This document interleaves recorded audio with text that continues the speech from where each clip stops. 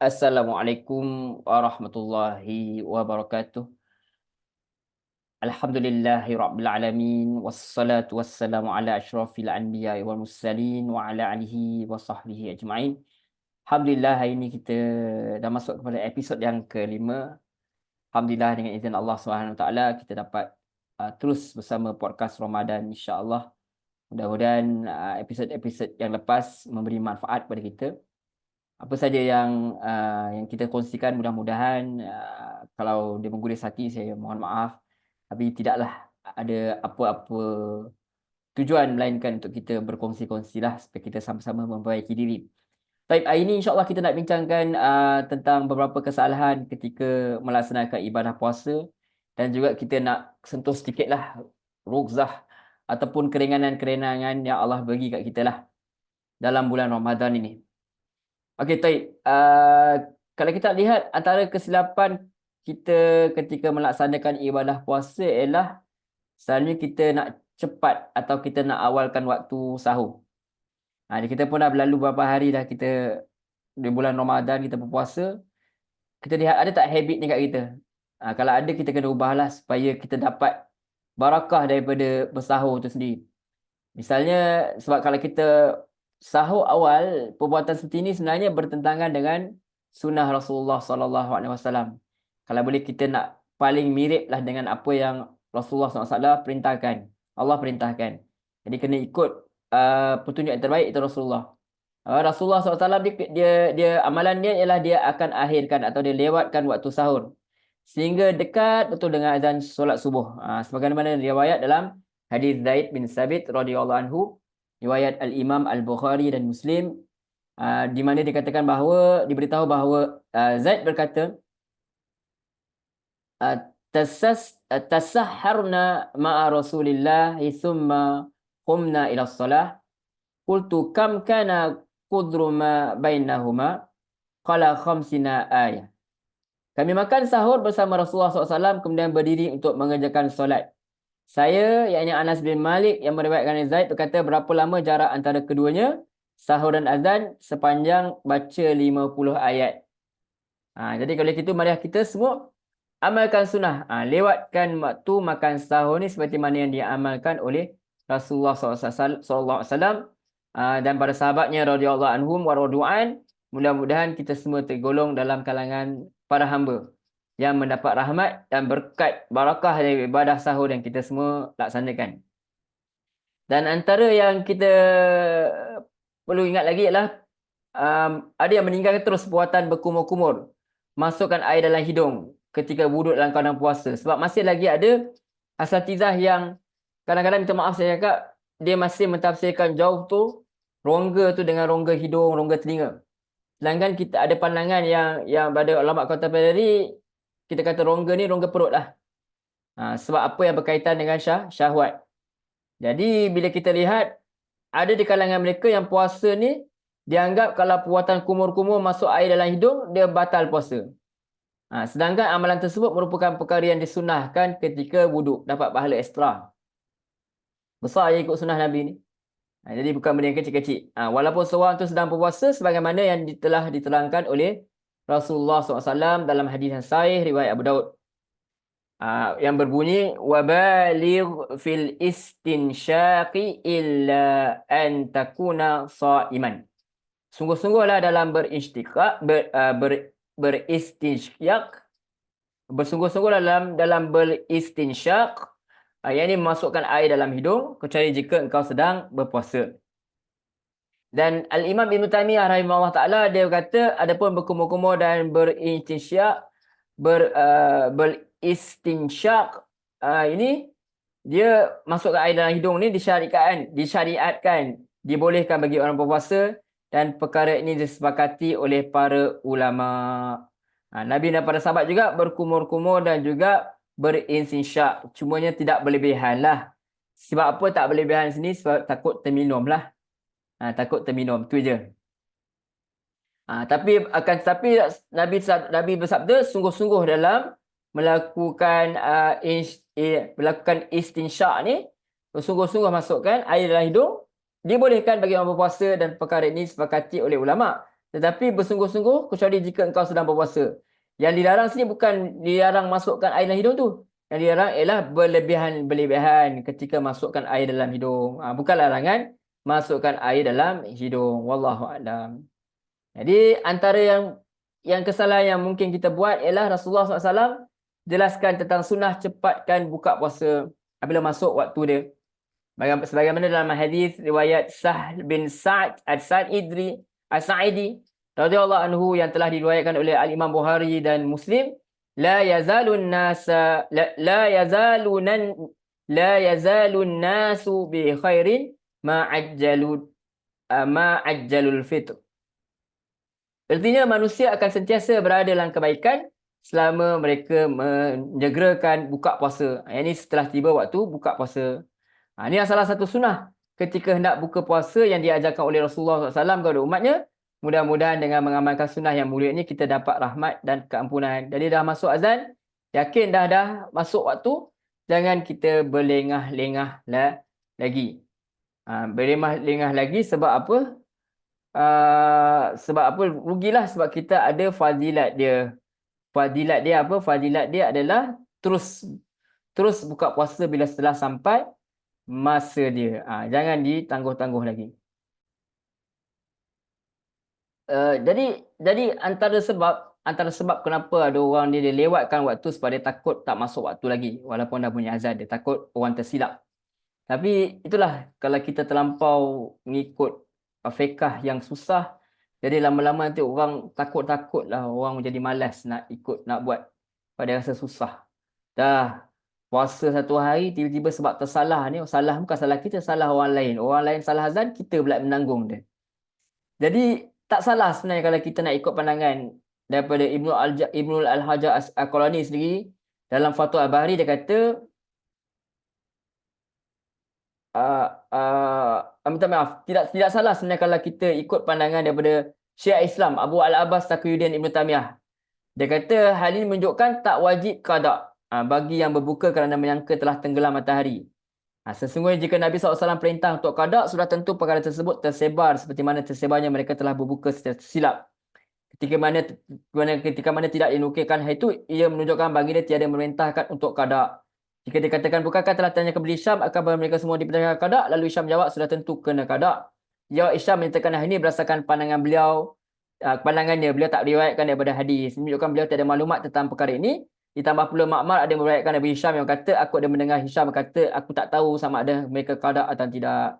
Imam Bukhari menyatakan hal ini daripada Ma'mar, dan ada juga nukilan daripada Hisham sendiri daripada bapanya Urwah yang menyatakan mereka tidak diperintahkan untuk qada. Jadi siapa yang tersalah buka, dia kalau dia nak pegang pandangan jumhur ulama kata qada, maka dia qada. Tapi saya rasa jangan dipaksakan kepada semua sebab ada pandangan yang mengatakan tidak perlu qada lah atas pada yang tersilap. Itu sebab kenapa kita nak hukum orang yang lain, sebab kita tak tahu, takut dia memang malas dah, tak usah pasal dia dapat dosa. Tahun depan dia kata susah sangat tak payah puasa lah. Gitu. Jadi kita jangan risau bila kita lihat dah masuk betul-betul azan, kita sangka baik dah masuk. Kalau dia tersilap, kita boleh saja kita berpegang pada pandangan tidak perlu qada sebab bukan kita yang buat silap, orang lain yang tersalah bagi tahu. Jadi kalau kita tersilap, kita dah ijtihad betul-betul lah ini masuk waktu, maka kita makan, kita boleh pegang pada pandangan tidak batal kepada pandangan. Dia bukan jumhur tapi dia ada pandangan ulama, dan dia bukanlah pandangan orang biasalah, dia pandangan ulama juga, imam juga. Sebab yang cakap batal jumhur ulama daripada kalangan mazhab Hanafi, Malik, Syafi'i, dan ramai kalangan ulama Hanbali yang mengatakan bahawa puasa tersebut batal, wajib qada. Yang kedua belah hukum tak batal yang pendapat sebahagian mazhab Hanbali, Al-Muzani, Ibnu Khuzaimah daripada Azhab Asy-Syafi'i dan juga pandangan ulama Zahiri. Jadi ada dua pandangan. Kita dah belajar, terserahlah. Saya pun tak paksa siapa untuk ikut siapa. Kita tak kata orang ni salah ke orang ni tak salah.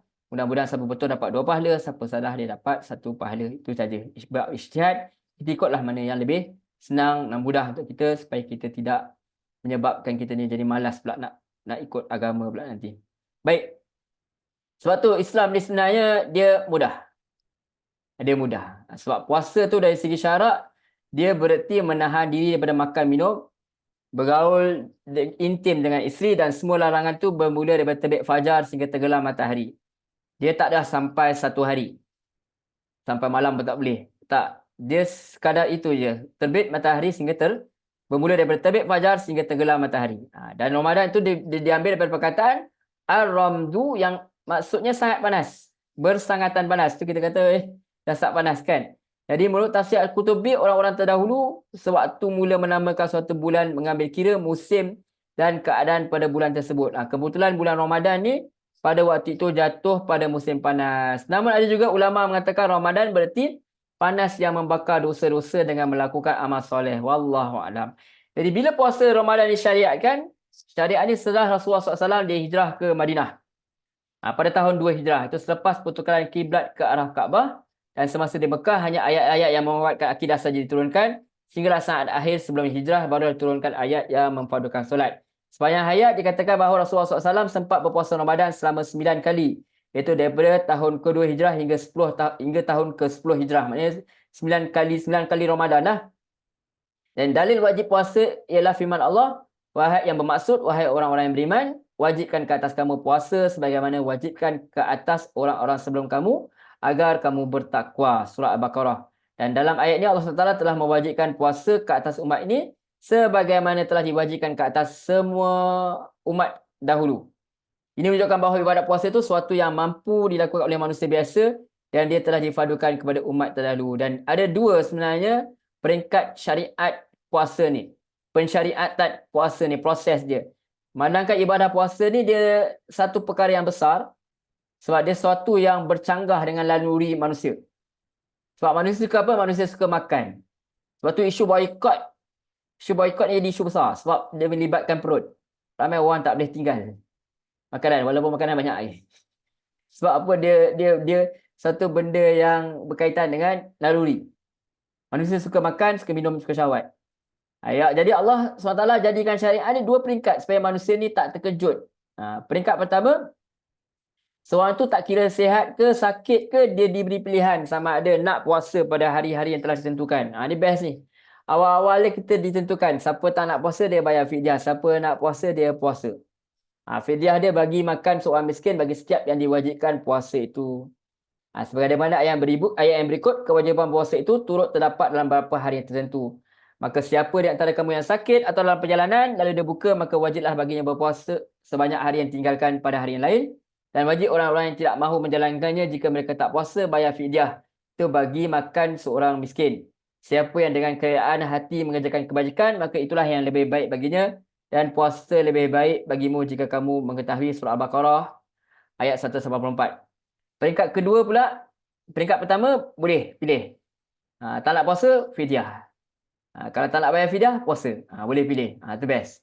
Dan peringkat kedua, wajib puasa bagi orang yang mampu dan boleh qada bagi orang yang sakit dan musafir. Jadi pilihan pertama tu dia dah mangsuh. Kecuali golongan yang tak mampu puasa, tapi orang yang terlampau tua dan penyakit dia memang tak ada harapan sembuh, berat dah. Kalau tak buka puasa, miss makan ubat, jadi boleh mudarat, boleh bawa kematian. Jadi mereka perlu bayar fidyah. Bagaimana ayat berikut, berapa hari yang ditentukan itu ialah bulan Ramadan yang dalamnya turunkan permulaan Al-Quran sebagai petunjuk bagi manusia dan penjelasan-penjelasan mengenai petunjuk itu dan pembeza yang ini antara hak dan batil. Sebab tu siapa di antara kamu hadir tempat tinggalnya di bulan itu, dia hendak puasa pada bulan tu. Dan siapa sakit atau dalam perjalanan lalu dia buka, maka wajiblah baginya berpuasa sebanyak hari yang ditinggalkannya tu. Jadi pada hari-hari yang lain. Jadi Allah nak mudah. Ini paling penting kita pegang ayat ni. Allah nak mudah kamu. Allah nak bagi kamu mudah. Dan dia tak nak bagi kamu susah. Dan hendaklah kamu cukupkan bilangannya dan hendaklah kamu mengagungkan Allah atas petunjuk yang Allah bagi kepadanya supaya kamu bersyukur. Surah Al-Baqarah surah kedua ayat 185. Jadi kalau kita lihat dalam hadis ni, dia kadang-kadang manusia ni dia cenderung untuk ikut sesuatu yang lebih susah dan dia cenderung orang lain ikut benda yang susah. Kalau dia sendiri nak buat tak apa, itu atas diri dia sebab dia mungkin nak dapat yang lebih baik bagi dia. Dan seolah-olah kita anggap kalau benda tu susah, benda tu lebih dapat pahala. Kita anggap begitu. Jadi kita lihat ada pandangan dalam mazhab Syafi'i sendiri, dengan kita menghormati mazhab ini, kita semua bermazhab Syafi'i secara secara maksimumnya, secara majoritinya kita semua bermazhab Syafi'i, asas dia semua mazhab Syafi'i. Maka kadang-kadang ada kita rasa sedikit susah untuk orang yang lemah iman seperti saya lah. Dia tak nak kata orang lain. Jadi kadang-kadang ada larangan dikata kalau orang tu musafir sebelum subuh, maka dia keluar, dia dalam perjalanan dia boleh batalkan puasa dia, tak berdosa kalau dia mahu. Tapi kalau dia musafir selepas subuh, selepas solat subuh, selepas waktu solat subuh tu, maka dia perlu teruskan puasa. Melainkan dalam perjalanan dia dah tak larat tu lain cerita. Tu berhenti sebab mudarat. Tapi sedangkan bila kita tengok zahir pada ayat-ayat, sebenarnya sudah bercenderung kepada pandangan tidak ada masalah. Sebab yang sekarang ni dia buka bukan kerana susah, tapi buka kerana musafir. Sebab musafir sebelum subuh ke selepas subuh tetaplah statusnya itu adalah musafir. Jadi kita cenderung untuk mengikut pandangan lebih mudah supaya orang tu dia sendiri rasa, sebab ada orang tak nak buka, macam saya pun kadang-kadang tak nak buka sebab malaslah nak buka, nak sambung, nak call nak balik. Tapi ada orang yang dia kata tak, sebab bawa kereta pernah, dia rasa lebih selesa nak ambil apa kemudahan, jadi tak ada masalah buat dia. Tak kisahlah sama dia mula sebelum atau selepas, melainkan kalau dia betul-betul nak berpegang pada mazhab Syafi'i, tak boleh, maka dia kenalah bertolak awal.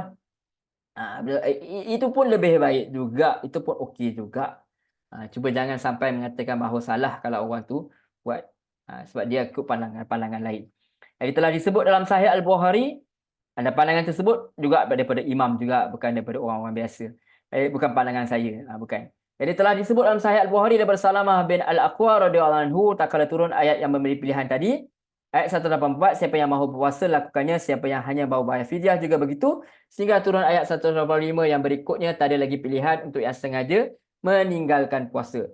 Jadi untuk Mukminin Aisyah radhiyallahu anha meriwayatkan pada awalnya orang ramai hanya puasa pada hari Asyura yang diwajibkan, kemudian bila turun ayat wajib puasa Ramadan, puasa Asyura dia jadi puasa sunat je. Jadi inilah manhaj yang berhikmah dalam perundangan Islam, begitu juga dalam fardu solat dan pengharaman arak, dianya dijalankan secara peringkat. Syariat Islam itu dibina atas manhaj memberi kemudahan bukan kepayahan. Itu. Peringkat izami atau kewajipan yang tiada pilihan juga datang secara dua peringkat, pada awal yang terlalu keras atau syadid, kemudian diubah kepada yang lebih lembut dan ringan. Itu. Dalam puasa juga terdapat contoh. Pada peringkat pertama, mereka hanya dibenarkan makan, minum dan bergaul dengan isteri sehingga waktu isyak sahaja. Ataupun jika mereka tertidur sebelumnya, itu yang mana satu lebih awal, maka dia telah dikira habis waktu buka. Sekejap je. Kalau dia tertidur, dia tak boleh dah. Kalau tidak, dia kena tunggu sampai waktu isyak sahaja. Boleh makan, minum, kena sambung balik puasa. Habis dah waktu buka dia. Jadi seorang sahabat yang bernama Qais bin Silma Al-Ansari dikatakan bahawa radhiyallahu anhu telah berpuasa pada suatu hari dan setelah tiba waktu buka, beliau balik rumah. Dia tanya isteri dia apa yang ada untuk makan. Isteri jawab tak ada makanan. Tapi beliau si isteri akan keluar untuk cari makanan. Jadi Qais tertidur sebab dia kerja seharian. Penat. Dalam tunggu kepulangan isteri dia, dia tidur. Dia tertidurlah. Bila isteri dia balik, terkejut dia. Rasa kasihan dekat Qais yang terpaksa meneruskan puasa sehingga keesokan hari. Pada tengah hari esok, Qais lapar dan letih lalu pingsan. Peristiwa ini dibawa kepada Rasulullah SAW. Dan kisah lain pula, seorang sahabat dia lakukan hubungan dengan isteri dia setelah mereka terjaga dari tidur pada waktu malam. Jadi peristiwa ini sangat susah hati orang yang lakukan perkara ini. Jadi mereka pergi ngadu kepada Rasulullah SAW. Setelah itu turunlah ayat Al-Quran. Syariatkan peringkat ketiga puasa, iaitu peringkat keringanan. Firman Allah SWT. Dihalalkan bagi kamu pada malam hari bulan puasa bercampur dengan isteri kamu, mereka adalah pakaian kamu dan kamu pula adalah pakaian bagi mereka. Allah mengetahui bahawa yang kamu tak dapat tahan nafsu kamu, kerana itu Allah mengampuni kamu dan beri maaf kepada kamu. Jadi maka sekarang campurilah mereka dan ikutilah apa yang telah ditetapkan Allah untukmu. Makanlah dan minumlah sehingga jelas bagimu benang putih dan benang hitam, itu fajar. Kemudian sembunyikanlah puasa itu sehingga tiba waktu malam. Tapi janganlah kamu campuri mereka itu sedang kamu beriktikaf dalam masjid, itu larangan Allah, maka janganlah kamu mendekatinya. Demikianlah Allah menerangkan ayat-ayatnya kepada manusia supaya bertakwa. Surah Al-Baqarah ayat 187. Jadi apabila turun ayat ini, umat Islam pada waktu itu gembira sangat dengan kurniaan Allah. Allah Ta'ala yang telah membenarkan mereka untuk berbuka puasa sepanjang malam sehinggalah terbit fajar keesokan hari. Ini rahmat. Inilah keringanan dan inilah keprihatinan Allah SWT sebagai pencipta itu sendiri terhadap hamba-hamba yang lemah. Jadi kalau Allah pun ada rasa kesian, kenapa kita tidak ada rasa kesian sehingga kita nak paksa orang ikut fiqh yang susah? Semata-mata kita nak kata yang susah ni lebih bagus. Itu tak boleh lah. Sedangkan Tuhan tu sendiri tahu kita ni lemah, dia bagi yang ringan. Dia prihatin terhadap apa yang lemah. So Allah SWT dah ampunkan segala kesilapan dan keterlanjuran yang lepas. Yang penting orang masih nak ikut agama. Ayat 185 di atas adalah salah satu ayat yang Allah SWT sebut tentang keringanan. Syariat itu iaitu Allah menghendaki kemudahan bagimu dan tidak menghendaki kesyukuran bagimu.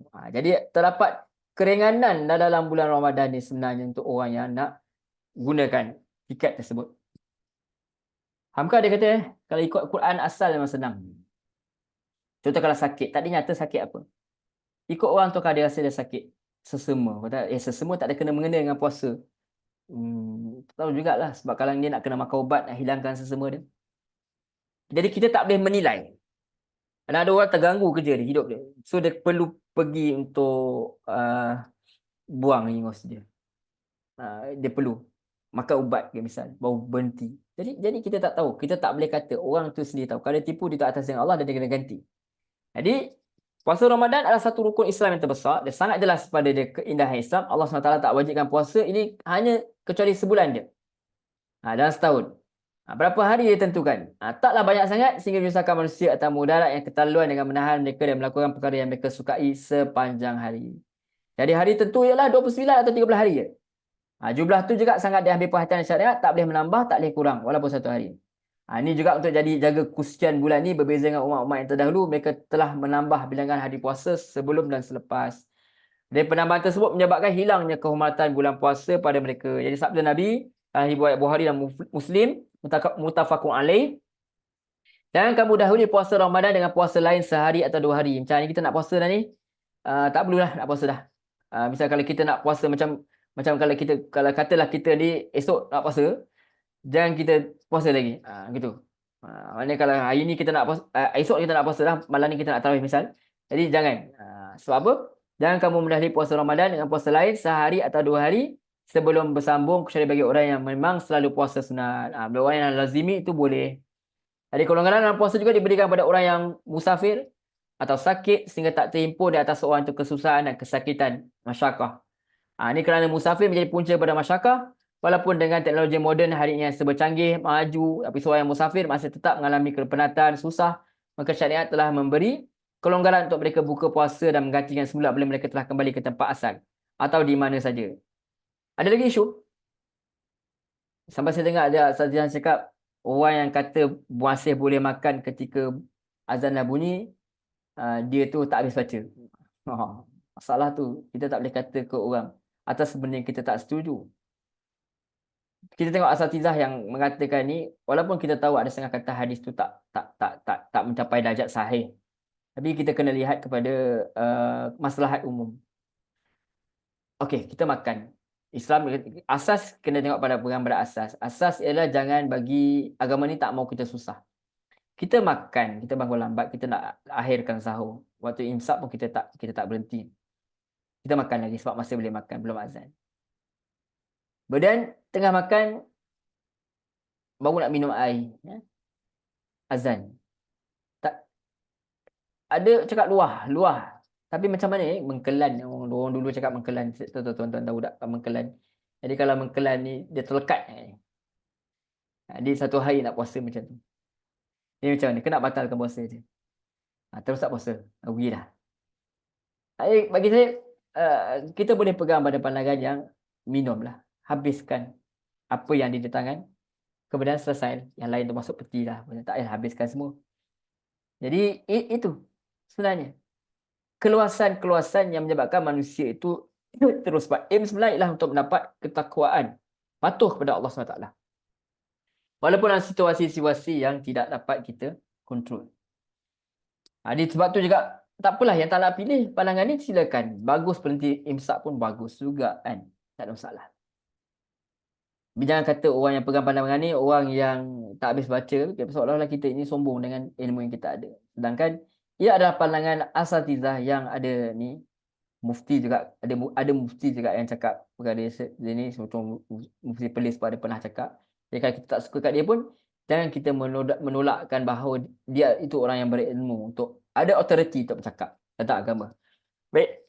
Jadi begitu juga bagi orang sakit, siapa yang rasa susah oleh kerana sakit dia, mereka boleh buka puasa ganti boleh sembuh.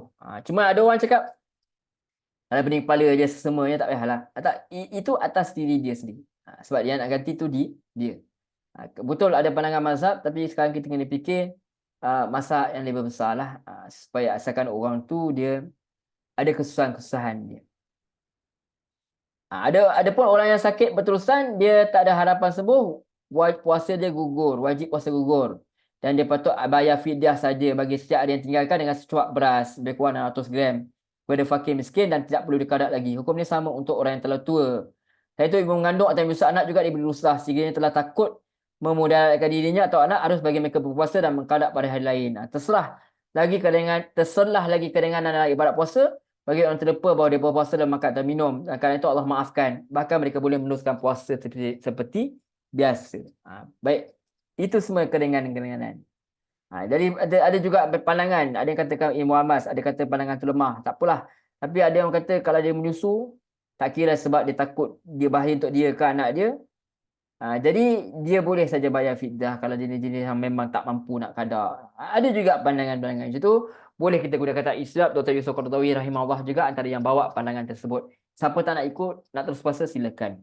Ada masalah. Tapi jangan halang orang lain dengan tuduhan-tuduhan yang tak berasas, sebab dia juga belajar juga daripada pandangan-pandangan orang yang ada authority juga. Jadi kita kena belajar untuk bersetuju, untuk tidak bersetuju lah. Maksudnya kita kena agree, okey, awak ada pandangan awak, saya ada pandangan saya, tapi kita masih dalam Ahlussunnah wal Jamaah walaupun awak tak terima. Jadi jangan kita label orang ni jadi bergaduh buat apa? Tak menjadi faedah pun. Jadi sabda Rasulullah SAW, siapa terlupa bahawa dia puasa lalu dia makan atau minum, maka dia hendaklah menyempurnakan puasanya pada hari tersebut. Sesungguhnya Allah SWT telah bagi rezeki makan dan minum. Tafaqu alaih. Jadi antara ciri-ciri keringanan dalam puasa juga ialah suami isteri dibenarkan bergaul seperti biasa pada malam bulan Ramadan. Tak ada siapa pun berhak kata ini tak baik ni, ada anak bulan Ramadan. Tak. Ini semua yang dibenarkan dalam agama.